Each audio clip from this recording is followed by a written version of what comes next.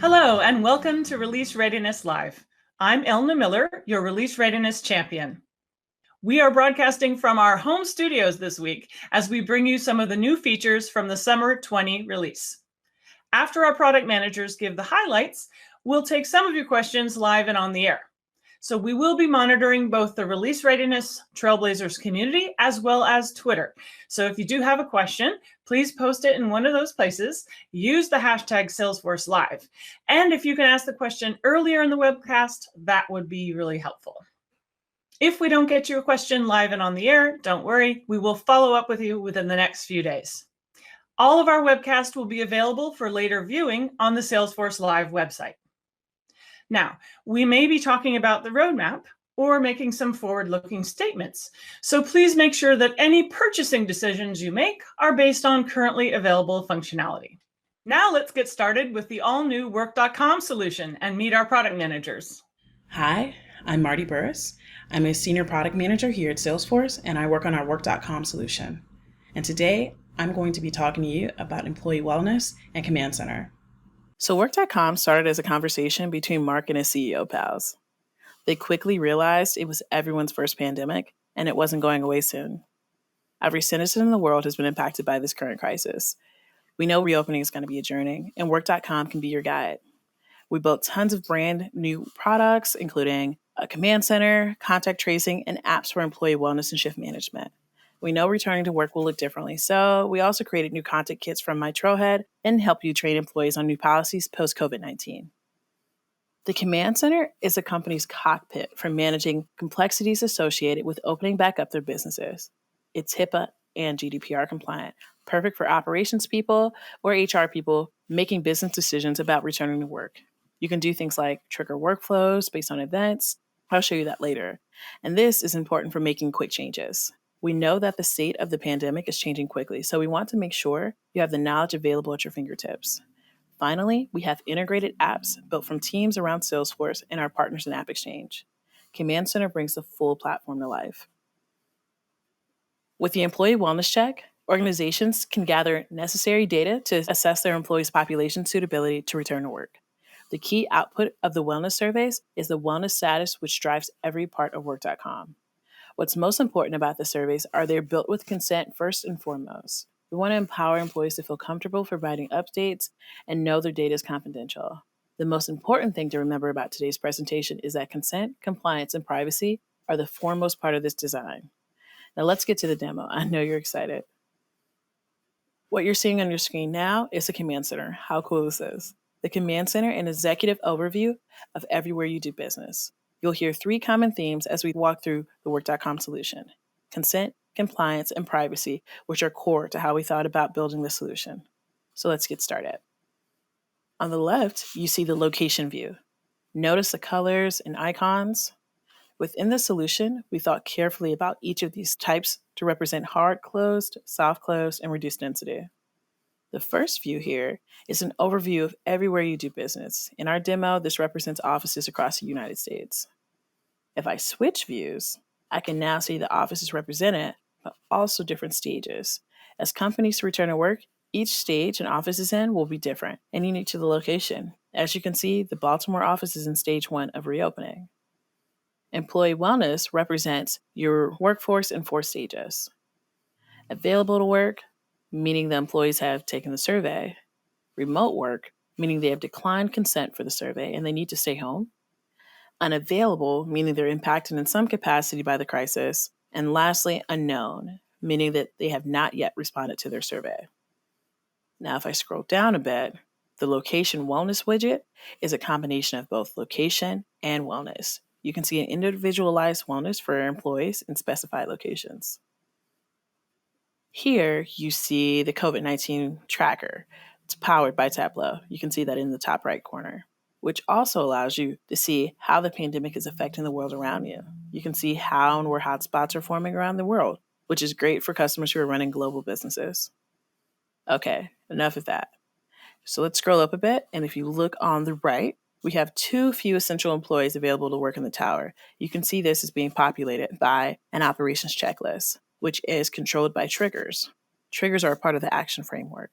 The action framework is new and allows you to set triggers in the system that send different alerts. You can send emails, SMS, notifications, or flows. It's fully configurable.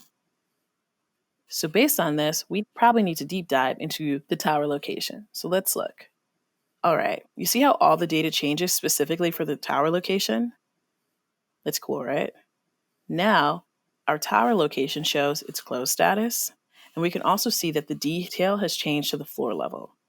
You can see that we have some unknown employees as well who need to take a survey. It looks like we have over 10% of the workforce in the tower as unknown. As you can see, there's a handful here, so we need to send them a survey. Some of them are essential employees. It's important to note this is a report, so you can add as many additional fields as you want to drive decisions.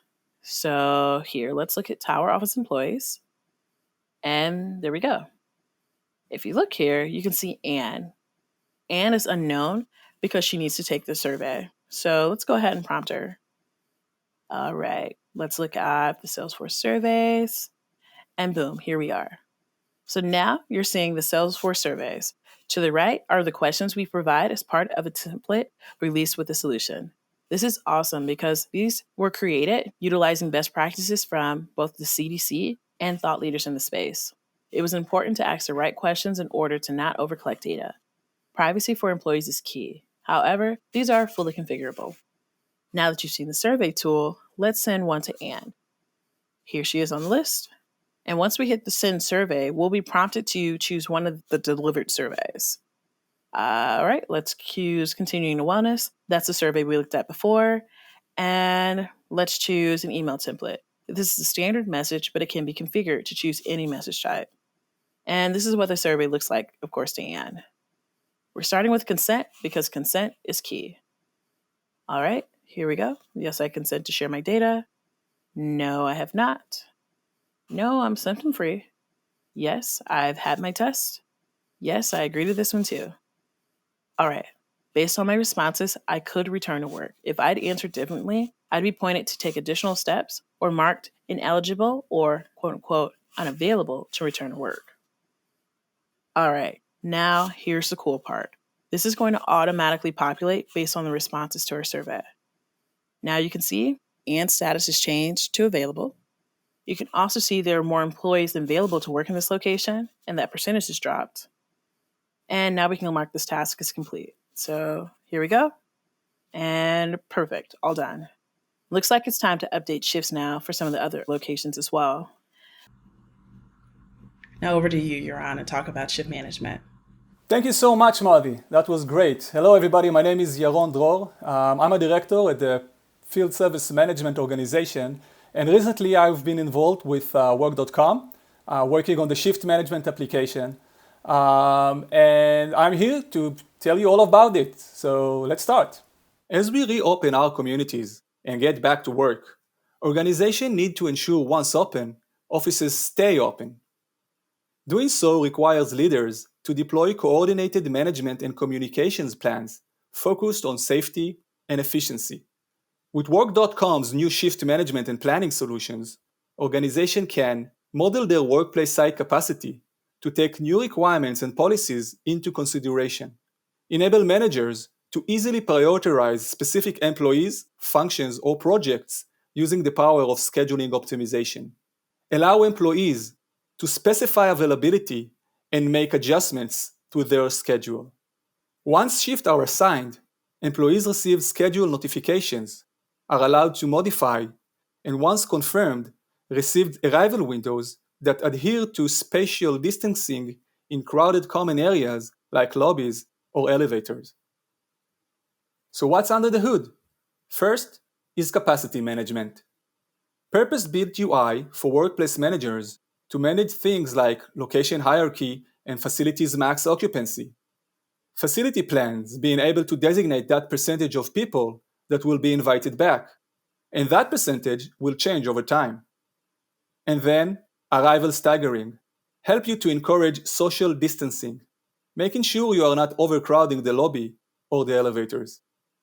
Second, shift scheduling, utilizing Field Service Lightning automated scheduling capabilities and the dispatch console for shift visualization and exception handling. And employee experience, dedicated app within Salesforce Mobile that allows employees to receive notifications, accept and reject their shifts, and to manage their availability or preferences. I will navigate within 4 personas in my demo. The workplace manager, who manages the facility and deal with reduced density requirements. The shift planner, who is going to be responsible for overall employee management. And the employee, who is using the Salesforce mobile app to input her availability and preferences, accept or reject shifts, and get notifications. But first, let's see how our admin can quickly set up the app and roll out shift management to help the company get back to the office. The shift management setup page within the shift management app is built as a guided experience for our admin.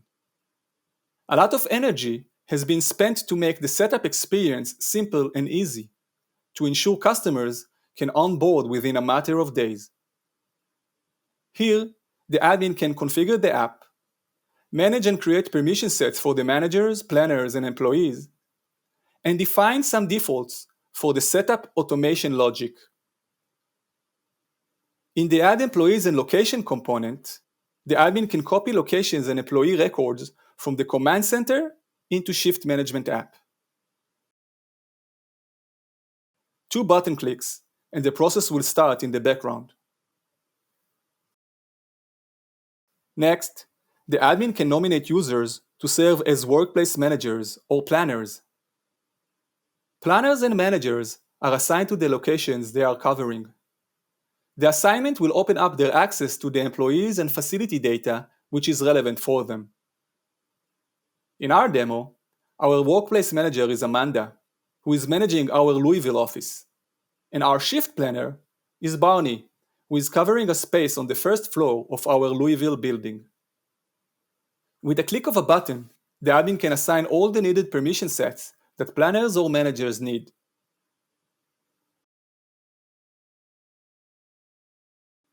The admin can verify that the data was copied correctly by reviewing the facility hierarchy and the employee information components. And that's that. Easy, simple, and straightforward. One page to get your organization all set up and ready to start using the Shift Management app. Let's switch hats and move on to Amanda, our workplace manager. Amanda logs into the Shift Management app, where she has access to all of the tabs she needs to perform as a workplace manager and manage her building. In the Facility Hierarchy tab, Amanda can drill down to see her building's floors and spaces. Louisville has a maximum occupancy of 120 people on regular days. Amanda can manage occupancy information from here. Amanda wants to verify that the occupancy for the first floor is okay. She noticed that the occupancy information for the S1 space is not accurate, and she quickly fixes it. Now that the occupancy information is correct, Amanda can move on to the Facility Plans tab. In this page, workplace managers like Amanda manage their plans for building they are in charge of. Using the guidance from local government and health departments, managers define the workplace reduced density requirements. Amanda just received good news. The reduced density requirements for the first week of August is 50% of the max occupancy. She quickly selects that week to view the facility plan for it. Amanda knows that previously, the reduced occupancy percentage for that week was 25%.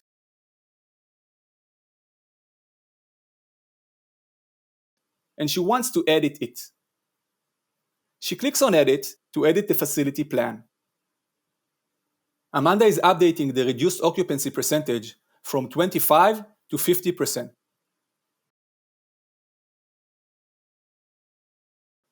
Amanda realizes that she didn't set up the staggered arrival policy for that week yet.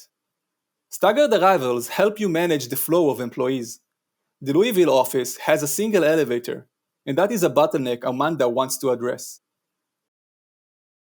She's not sure what is a good policy to input here, so she decides to use the handy arrival window calculator located on this tab as well. The arrival calculator can help Amanda to get a recommendation for how many people can safely come to the building at the same time. She sets the arrival window interval to 15 minutes. The Louisville office has a single medium-sized elevator. Amanda can click now on the Calculate button to get the recommendation. She goes back to the facility plan she created earlier to add the staggered arrival information. The planned occupancy is 60 people. With a flow rate of 10 every 15 minutes, Amanda needs at least 90 minutes to accommodate all the employees. She sets the arrival window start time to 8 a.m. and the end time to 10 a.m. That's more than enough.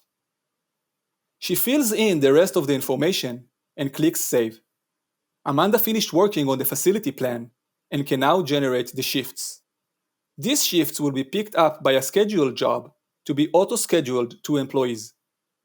Now let's move on to Barney, our shift planner.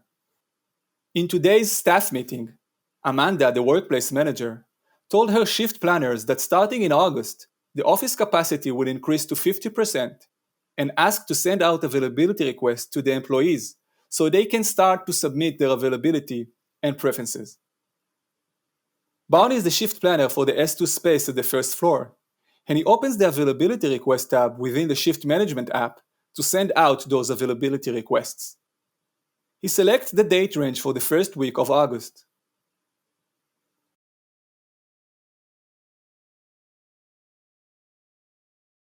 Barney expects employees to get back with their availability a week before.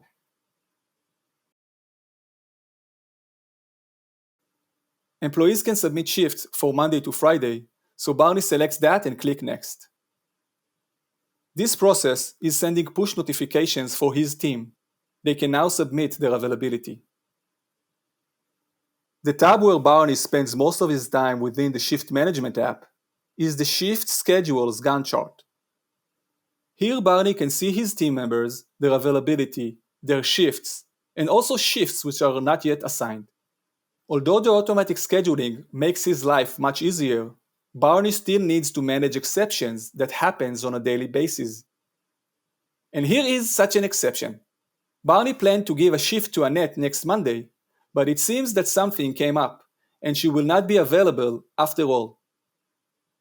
Barney can manually assign the shift to someone else, but he decides to use the power of the shift scheduling optimization that shift management leverages to get a graded list of available employees.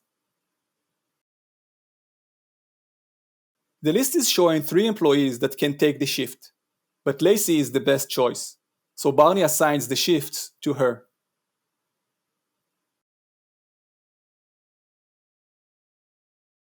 Barney is happy with the schedule, and he can now publish the Monday shifts to the team.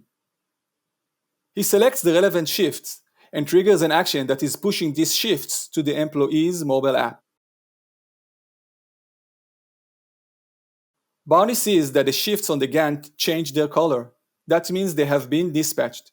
His work is done. Lacey gets a push notification asking her to submit her availability for the first week of August. She is being taken to the availability page. Lacey is not available on Tuesday and prefers to start a bit later on Thursday. She submits her availability, which is now reflected on the shift schedules Gantt chart. Lacey receives her schedule for the last week of July. She is being asked to accept or reject her shifts for that week. Something came up and turns out she will not be able to show up to the office on Tuesday after all. The rest of the schedule looks alright.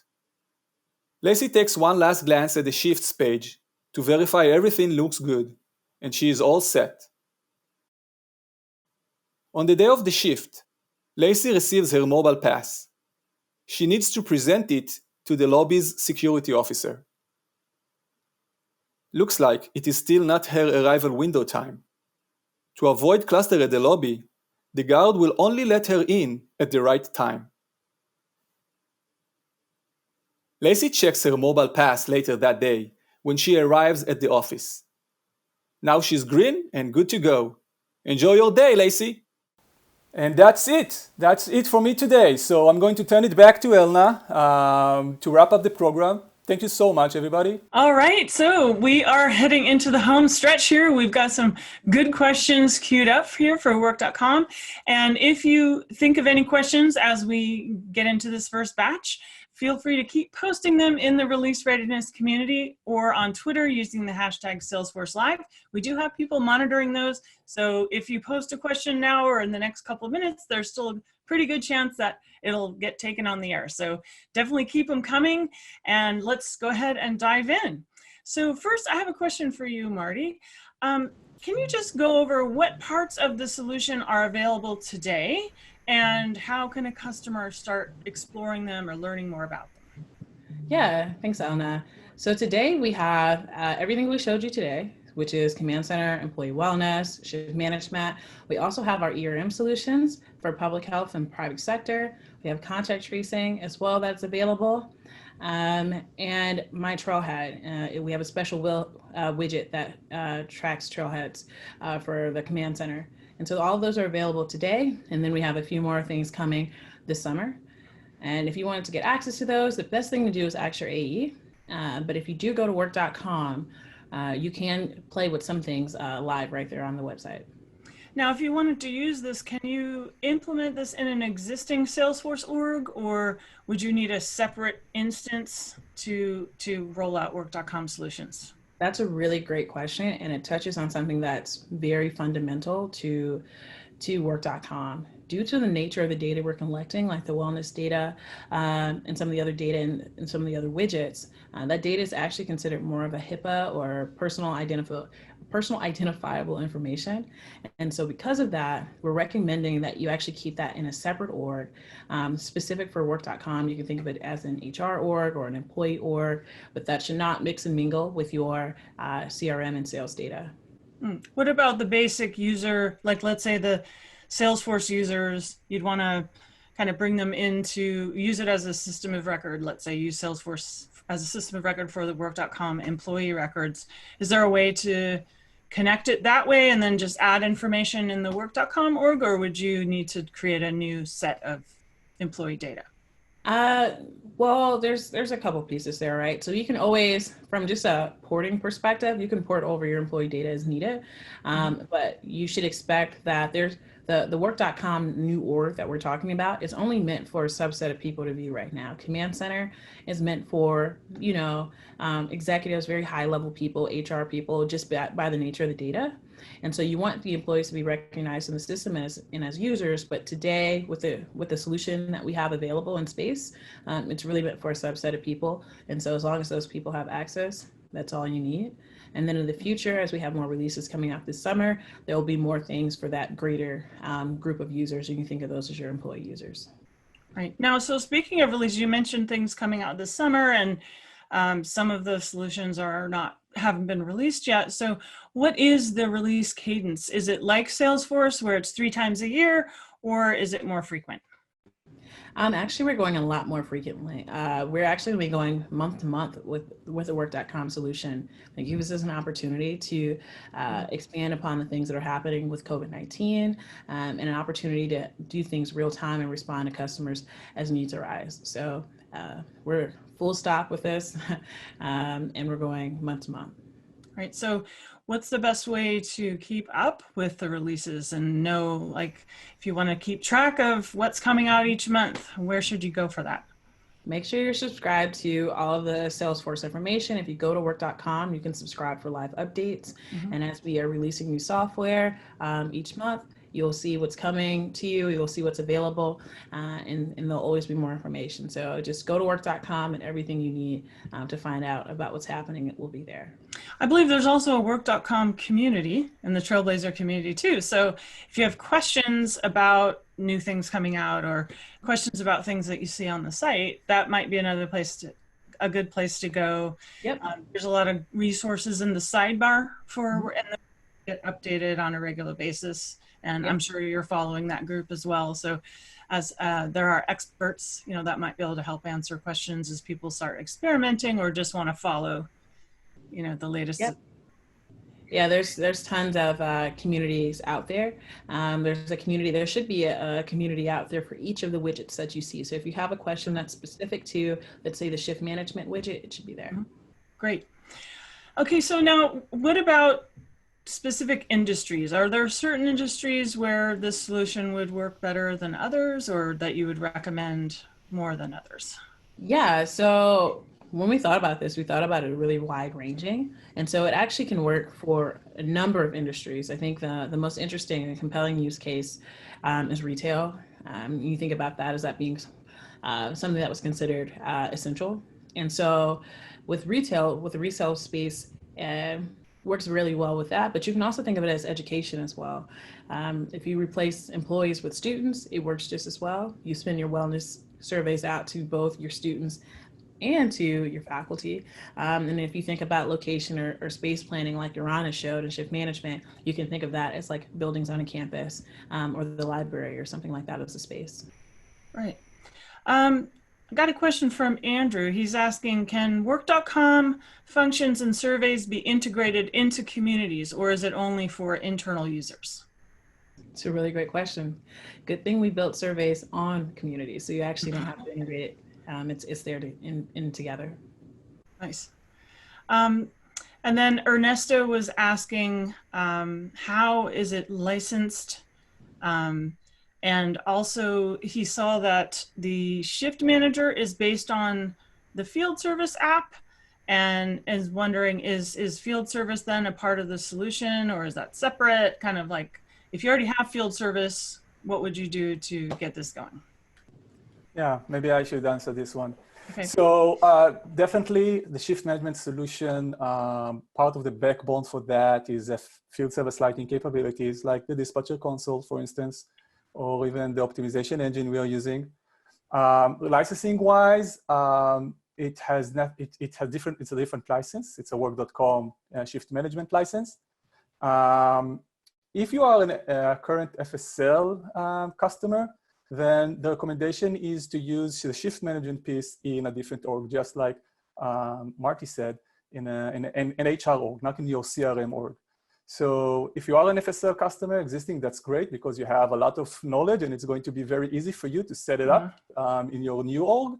But currently you will not leverage, shift management for Work.com for FSL. Of course, if you need shift management for FSL, good thing to know, good news is we actually have it. It's a GA feature of FSL, shift management for FSL. So essentially the shift management in Work.com is for different use cases than it would be for FSL. So, but maybe it's built on the same technology, and maybe that's where people are thinking, that's why maybe some confusion might come in if people realize that it's essentially the same functionality, but in a different context. Correct. And with different people. That's what's great about Salesforce, right? We were able to pull up a new feature, a new product, or new products filled with feature, rich with functionality, because it's all built on our platform and our products. The shift management is being built on the Salesforce platform and on the FSL product. But again, different use cases, some similar technology, but different products. Gotcha. And then Jason was asking, what is the difference between Work.com and Salesforce Care, which is also another new solution that came out recently? Marty, do you want to take that? Sure. Yeah, I think the easiest way to think about it is Salesforce Care was our immediate response to the pandemic. It was how we were thinking about what was going on in the world and how we wanted to help. Where you can think of Work.com as a much longer term solution that you'll be able to leverage and use over time and will continue to iterate and build on, where Salesforce Cares is a little bit more static. Gotcha. So also in terms of future applicability, so, a lot of folks might have a need for this now with the pandemic, but how do you see it being used over time? Like, let's say when things get back to normal, which hopefully they will eventually. How would this product be? Is it going to continue to be developed even past the pandemic period? And what would be kind of the new use case for it after that period? Oh man, Alana, you're asking the tough questions. So I don't know how much I can say. I will encourage the group, if you can, go to TDX next week and you'll hear some big announcements about what's happening. Okay. But what I can say is today it is crisis software, right? We're using it for a pandemic and you'll be able to use it for crises in the future. So for instance, today it's, COVID-19, hurricane season comes and there's a hurricane, you can also use this software in that case. But as we move forward, I think we have built a really solid foundation about thinking about how you do employee engagement. And that's all I'll say about that. But I definitely encourage everyone to check out TDX next week because you'll hear some really interesting announcements. All right, we'll put a link to that in the it's virtual TDX, right? So everybody could attend. So we'll put a link to TDX in the community for people so they can get to the registration page. Rick had asked, I think this came in earlier this week, can it be used to schedule external community members as well as internal employees? Yeah, so think of that as like, for instance, if you wanted to send a survey to your employees, but you can also think of the contractors external. Yes, as long as that person is recognized in your Salesforce CRM system, your Salesforce Workday system, Work.com system, you can do that. And so as long as they're in the system, you can send a survey to them. And so it works for employees as well as it works for contractors or anyone who you want to recognize in your Work.com work. Okay, gotcha.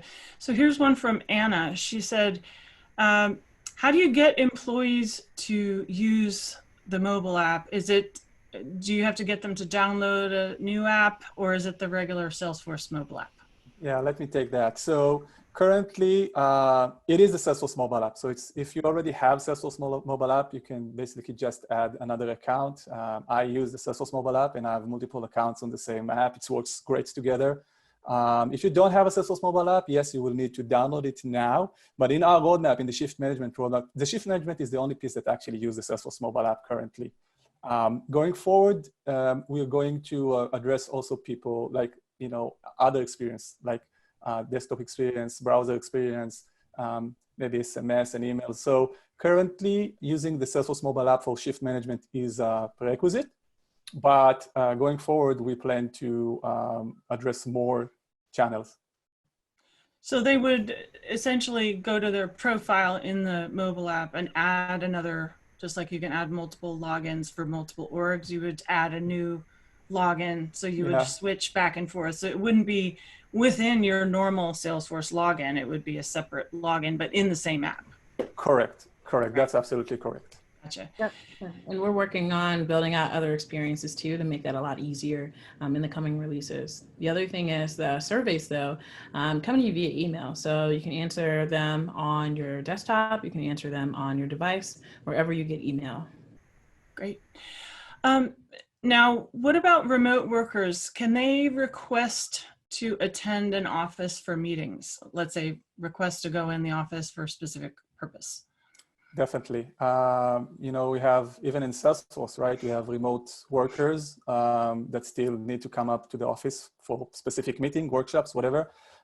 As long as your admin set this remote worker as an employee, they will be able to schedule. This employee, the remote worker, will need to submit or basically raise their hand and say, I want to show up to the office next week. And then, he will be available in the Shift Management app. And this person will be able to receive an office visit, basically request or appointment. Great. Now, what about language support, Yaron? Does it support all the same languages out of the box that supported by Salesforce?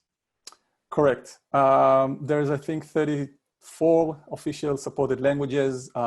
We definitely think, this is a global problem, right? COVID-19, and we definitely released Work.com to help all of our customers, everybody out there. So there's a couple of gotchas, couple of languages like, right to left languages that maybe are not fully supported, but definitely the official 34 languages are being supported. Great, thanks for that. Now, what about so let's talk about the surveys a little bit. Marty, I think this is for you. So are they built in screen flows, and are they adjustable or configurable? Actually, they're built in Salesforce Survey Builder, and they're completely adjustable and configurable. So out of the box, we have the CDC recommended questions that are there. But let's say you want to add a couple more questions, you can definitely do that. Let's say you want to add a new type of survey. Today we're asking COVID questions. Maybe you want to ask more general wellness questions. We're doing that internally at Salesforce. So if you wanted to do any of that, it's fully configurable. Now, you mentioned the CDC and the recommendation questions, but what about other countries? Maybe there are different guidelines in other countries. Is this a worldwide application, or is it mainly designed for US? Yep, so we work with the CDC, but we also work with WHO, who is the World Health Organization. So definitely. And then as far as the global part of it too, we also made sure it was GDPR compliant as well, so it could work with anyone, anywhere. Okay, another question about surveys from Stephen. Can surveys be sent to other contacts, or do they have to be set up as users? He said that it's a little bit unclear because you talked about having licenses for executives and also having your employees, and that didn't, that maybe aren't, I guess, Salesforce users. So. Oh, okay. Well, this is important to know. When a customer buys Work.com, one of the things that they're going to have to do is they will purchase a specific Work.com license for all of their employees. So all the employees will. That allows us to do the shift management. That allows us to do surveys. And that also, there's going to be a lot more functionality coming July, August that is specific to the employee. So that's what you'll need. Command Center specifically, though, is only meant for executives. And there's an additional license for that allows them to see that executive level Command Center view and lets like your regular, individual contributor not see it. And so that's the thing between it. But ideally, you should be able to send a survey to anyone you have in that org that is a user. And those users should be pretty much your entire workforce. Okay. So if you wanted to send a survey to somebody who's not a user or not an employee, like a contact, for example, would you be able to do that, or is it? Yes, but you'll do it in a different way. So the surveys that I showed you today will be for employees. However, when we built Work.com, we went to market with the entire ecosystem. And so one of the apps that is available as a widget for Work.com comes from our visitor management solution, and it helps you send that survey, get that same badge that the shift management piece gives you, and allows you to come in and work. So you can have visitors come in as well. Great. Just to clarify on the licensing, I think I want to make sure I heard you correctly. When you get Work.com, you will have a license for all employees? Your entire workforce. Okay, so you don't have to buy just a specific licenses for like individual employees. It just covers everybody. Yeah, you'll make sure that you buy your AE will make sure that you get it for your entire workforce, because you'll need that for the Work.com solution to work. And then people in your organization that you've given access to view the Command Center, those executive level people, that subset, they may have another license on like top a feature of that. license, or Specific, slightly different specific to how they to what they want. Work.com is like a breadth of solutions, right? And so if they only want these one or two things, they may not need it, versus if they wanted something else, they might have to buy the additional license for that. Once they have that, right, then you can do anything. But I would say that's more specific to, like I said, that subset. But that functionality. Yeah, I would like to add that that's definitely right. And I just want to add that for shift management, this is a license on top of Work.com. So if you want to schedule, if you want to, use shift management to get your people back to work, you will need to add an additional license. Now it's going to use the same user the same user record that you get with the Work.com base license, but it's a feature license that you'll need to add on top of that. Got it. Okay, thanks for that. That's sometimes it can get a little confusing when you have multiple apps then people don't use everything. They just use certain parts of it. And then there's like a baseline functionality that everybody gets, and kind of wrapping your head around that can sometimes be a little bit challenging. But I understand that that really affords the most flexibility for people so that you don't end up paying for functionality that you're not going to use. So I guess the payoff for making it a little more confusing from a licensing perspective is that you really can get just what you need for your organization, and then even just start with something and add other things later, or just really have a lot of control over what you have when, and just not have shelfware, because we don't want you to have shelfware. Right? Yeah, but exactly right. I mean, the way that we thought about it was like, different strokes for different folks, right? But the number one thing, if this is still confusing for you, then just reach out to an AE for a consult. You can actually, generate a lead right from work.com and have someone asking you questions and figure out what works for you and what you need. Be able to talk to that AE and figure that piece out. So perfect. All right, thanks for that. Now, since this is all new and just came out really fast, how are there customers using this, and what has been their experience so far? Have they tested it, and what have you learned? Yeah, so there's a few things in here, and I'll let Yaron jump in on this for his products as well. But yeah, there are some customers on Works.com, and there's a two-way fold, right? There's customers who are using it, but we also built this with customers in mind. So when we kicked this thing off, right, and I kind of gave that spiel about Mark and his CEO friends, right? One of the things is a subset of those were customers that we used to help build the product. So we did have opportunity to do some product research up front with customers in a bunch of different industries, and they were able to contribute into what we built to make sure we were building the right thing for the field. But now that we have it out there, we do have our first set of work.com customers. Yeah, and I also want to mention that, as always, Salesforce uses Salesforce, right? So we are actually, for shift management, we are, engaged, very deeply with Salesforce, real estate group that helps, bring Salesforce employees back to work. And so definitely, yes. Yeah, and a lot of offices to coordinate. Salesforce, across the globe, right? Yeah, so exactly. we can't afford not to be global. We can't afford not to be, be able to tailor fit the product to specific countries and so on. Yeah, thanks. In terms of the surveys, how many of them are out of the box available from the beginning?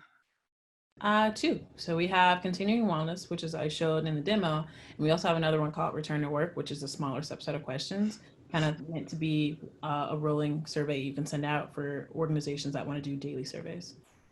Okay. And when you think about locations in the apps, what does that actually mean? What's the definition of a location? Yeah, I think I'll take that, right, Marty? You should think about location as your work location, right? Where people go to work, right? Where employees go to work. So for instance, in retail, as Marty said, this is not just your stores. It is stores, of course, but it's also, your HQ, right? Employees need to get back to HQ. So basically every place that you have employees that you want to reopen, and, you need something to help you do that, and based on the, requirements, the guidance, you will model that physical location as a location. And then you will be able to use that location record in work.com in your command center to see what's the status of different location. You'll be able to use that to send surveys to employees that belong to that location. And you will also be able to use that in shift management to schedule the employee to the location and model, as we said, so in the demo, model what are the density requirements, handle the staggering or the arrival management of the lobby of your location and so on. But how would you get your data into the tool, like your facilities data? If you have a lot of it, would you have an API tool or some sort of import process, or how would that work? Yeah, so first thing I want to say is MuleSoft and then MuleSoft. So we have MuleSoft, right? That's an amazing product that can help you integrate your HR system if you have it with work.com org. We also have, we in close partnership with Workday. And beside that, there's a breadth of API solution for Salesforce, starting from manual, file data loading systems and APIs, and of course, MuleSoft. Just in case we forget that. Yeah. So what happens if somebody isn't available for work? How does that get managed? Isn't available as, answer the survey and it's not the right time to go back, or just, But they're just sort of, I'm out, I'm not in the mix here. So that's a good question.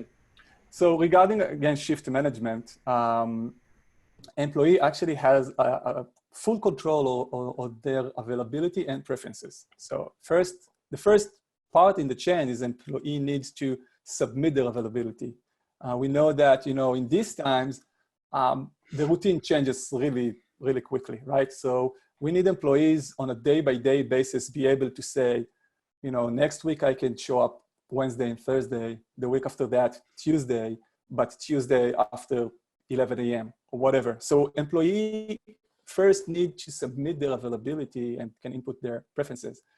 Beside that, after they have their availability, shift management can schedule them office visit or appointments, right? Shifts that actually I can be available, but maybe, there's too many, only 10% of the people can back to work. So maybe I wasn't being called to the office. So there's this process of calling people to the office based on their availability. So when a shift is being offered to the employee, they can accept or reject. So even if I said I'm available, maybe something changed, I forgot to update, I can reject that request to come to the office. I can also update my availability. So maybe I said today that next week I'm going to be available Wednesday. I can then change it and say, you know what, I'm not going to be available Wednesday. And then last but not least, even if I accepted my shift and something happened, we saw that in the demo, there is a availability resource absence. So there's you can create a record that says, you know what, even though I said I'm available, even though I got a shift, I'm actually not going to be available. And that's going to be surfaced to the planner, and the planner will make that exceptions, because availability is something very, very dynamic. We know, all of us know that, right? Sometimes when you need to drop a shift, like for something comes up and you can't do it, sometimes employers require employees to find somebody to cover for them, like swap it. Yeah, they have to find somebody to swap with. Is there a mechanism for that, like helping that, making it easier for employees to find someone who's available to cover? So today, the owner of the schedule is the planner. And the planner is going to manage a subset of employees. Should be very manageable, around 20, 30, 40 people. And the planner is going, by the way, can also be a group of planners working on the same employee group. And the planners are going to manage that today. In the roadmap, we do plan maybe to add swapping capabilities. We actually want to learn from our customers exactly how much is this needed and how they would like it to be before we are, getting out with that feature. Yeah, no, I think it's an interesting question, because if that one person, the planner, isn't available or is too busy to manage all the like if there's a lot of swaps happening, maybe it's too much for one person or even a small group, and maybe having that, like putting that task in the hands of the employees so they can cover, get the coverage, and then have the planner in more of an oversight role. It would be an interesting thing to explore, I think. Yeah, one thing that's worth mentioning is that shift management comes with, automatic scheduling capabilities. So most of the scheduling, the baseline schedule, is going to be happen automatically. And the planner role is really just to manage exceptions when they, come in. And again, best practice is always to have, more than one planner for each group. But yeah, even we still plan to support swapping in the future. This is still, safe harbor and all, but this is something that we are thinking of. Okay, great. Thanks. So a question from Stephen. What about places that have a small workforce, but maybe have thousands of visitors, like a community center, a library? Is it set up for that? And how would that work licensing wise? I would say right now we're working on those use cases. Since we've released, I think that use cases come up more. The concept of I have a lot of people who I work with who are not necessarily in my organization. And so right now we're working on solutions and ways of thinking about how we support those groups as well. Because today you would support that through pulling in that App Exchange app that I talked about, that visitor management app is how you do it. And that thing can scale up. Salesforce uses that internally, and we have thousands of users across all of our locations a day. So it definitely can work. But we're also thinking about what we can do as well to assist that. Yeah, another use case that might be in that category is nonprofits that have a lot of volunteers that come to the office that may not be right. And it may, and that part is easy. Those people may change day to day, or Yeah, that part's easy. That'll be solved with our volunteer and grant management solution that comes out, I think, later in the summer. You can learn about it on work.com when it is at high level. But that'll solve for our nonprofits. But as far as like just somewhere where it's a high volume of people visiting, we're working on that one and how we scale it. Great. Thanks. So question about the global data. Is it real time or batch or trigger based? That is real-time data. If something was to change and I refresh my page, it would look completely different. We do have triggers in there, but that trigger data is more so if something happens to that kind of like real-time data, you can set triggers that allow you to take actions like I showed you in the operations checklist. When the thresholds dropped too low, I was triggered that I needed to get more people who are available to work in the tower location. But generally speaking, what you see on Command Center and what's there, that is real-time data that changes with every refresh of the page.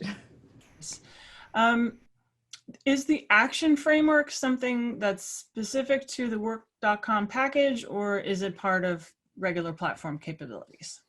Yep. So just to remind, the action framework was what powered that checklist and what I was just talking about. And today, action framework is specific to work.com, but I can also, because we built it as part of the infrastructure, if there was a need to have it on another product, it's something we could very easily lift and shift into. But today, it's just work.com. Okay. And you were talking about the command center. How many widgets are in there? How much are you looking at once? The great thing about it is you can, in the command center settings, you can pick and choose whatever widgets you want to look at. And so out of the box, I think there is 6. If you downloaded all the App Exchange ones, that take you to 9. And then over time, like I said, this summer we're releasing more widgets, but you can view those and move them around. It's very configurable and customizable that way. All right. Now, a question for partners. Can App Exchange partners build for work.com if they want to build some additional functionality? Absolutely. Just reach out in your partner community to get started. But absolutely, I worked really closely with partners for that first batch of work.com apps that are out there. But yeah, it is meant to be extended. I'd like to see more of our partners extend things specific to the work.com solution. The easiest way is if you already have functionality specific to work.com, like for instance, like I said, the visitor management app. Okay, we have visitors. In COVID-19, visitors is going to be a different experience. How do I leverage my existing technology and make something specific for work.com? Very easy to do. Just go over to the partner community, and there is a room for partners who want to work with work.com, and all the information is there. Great, thanks for that. Now, just a quick question about elevator capacity. I think this is for you, Yaron. What is that based on? How do they actually determine that? So the elevator capacity itself, where the component that you saw in the demo basically show you that we have different sizes of elevators, like you have your small, medium, large, and all of that, and it's based on how many people usually fit in the elevator. Every elevator has that number. When you go up, there's like this, warning, how many people should fit in the elevator. So this is one thing. Basically, this calculator takes the number of people that you can fit in an elevator, takes the average round trip, of that elevator, and basically allows you to calculate the flow of people that you want to support to allow social distancing. Now, based on that flow, based on that recommendation that we give, and that, of course, it's a recommendation, right? Every building is a bit different in the end. Every building can have multiple lobby structure and all of that. So in the end, it's a recommendation that's going to help you understand how to shape your staggering policy. And staggering policy is what's going to help you schedule the arrival window of your employees. So not everybody. So if you are going to schedule 200 people to come back on Monday, you don't want everybody to show up at 8 o'clock, right? Because it's far from social distancing. You want to break them to groups, a little bit like in the airplanes. If you remember airplanes, a little bit like you have priority groups where you schedule first group is going first to the airplane and then the second group. Same thing going with staggered arrival. You're going to break the people to different windows. So you know that you should go out to the office between 8 to 8:15 and I should go there between 8:15 to 8:30. So again, the capacity of the elevator itself, it's not, there's a calculation behind the screen, how we calculate the flow. But in the end, it's just an attribute of the elevator. I probably also want to add a slow elevator multiplier of some sort. Yeah, so that's those buildings that have the slow, it takes forever. I know what building you're thinking of. but anyway, you have this average round trip time. And sometimes it's harder to get that. I mean, of course, if the building is, if this company owns the building, it's easier. If you don't own the building, you will need to speak with the facility management. But you can't get these numbers to help with the calculation. And this is, by the way, it's not a blocker. I mean, if this is something that is hard for you as a company or for a specific facility to calculate, you don't have to use that. This is just something that's going to help you with your staggered arrival policy. You can also, use other heuristics to reach to your desired flow rate. Right, and you can of course adjust it based on what actually happens in real life. You have Correct. A model, you have a prediction based on your best guess in terms of what the timing usually is, and then you can go and adjust it. Correct. And what we saw in the demo, it's actually a component, a flow component that we put in that lighting page. So you can replace that with your own component, or you can take our component and modify it because it's a flow template. So you can change it, make it your own. Nice. I just got one more question, and then I think we're going to wrap it up for the day and for the week. So this one I think is for Marty. We'll let you have the last word.